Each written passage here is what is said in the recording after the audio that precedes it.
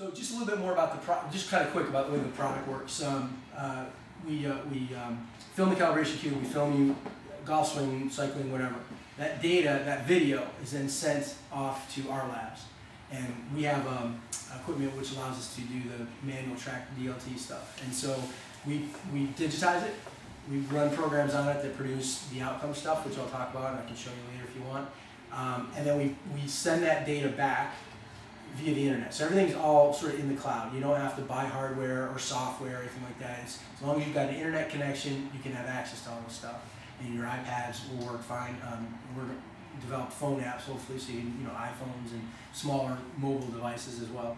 But you're basically getting the data back, which is all the numerics and graphical stuff, as well as an analysis of the data, a breakdown of what we saw in the data, ramifications on physical output as well as injury, and then some recommended suggestions on courses of action, mostly with respect to movement training, coordination. So that all comes back, and then that's available to the clinician, and it's also available to the athlete themselves if they want.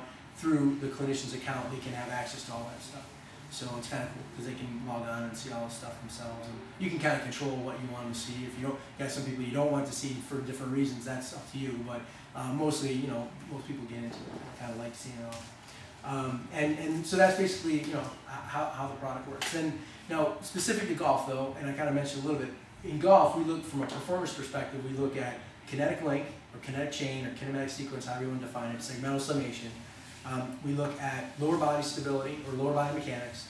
We look at spine stability, but again, maintaining orientation in space. We look at muscular stretch shorten. So again, we're not looking at individual muscles, but in between segments, we look at how effectively body segments stretch and shorten, and the outcome of that related to passing momentum. And then we look at club dynamics. We won't look at, we're not going to be redundant and measure stuff that you can measure with a TrackMan or any kind of simulator, launch simulator, whatever. We're going to measure stuff that we can measure, like orientation or direction of applied speed, which is something that those other systems don't measure right now. So we really attack power generation, stability, muscular output, and club dynamics. And we break that down into some pretty simple areas, and we do an analysis of it with recommendations. So, and that's pretty simple. And then that's true of virtually every sport we do. So we do this for baseball, we do it for softball, we do it for lacrosse, we do it for tennis, hockey, so I'm sure I'm missing something in there, but cycling, running, volleyball. So a bunch of different sports. I mean, it's the same basic, premise, same basic output that you're accessing. So, but again, it's mostly revolving around functional movement, so activity specific.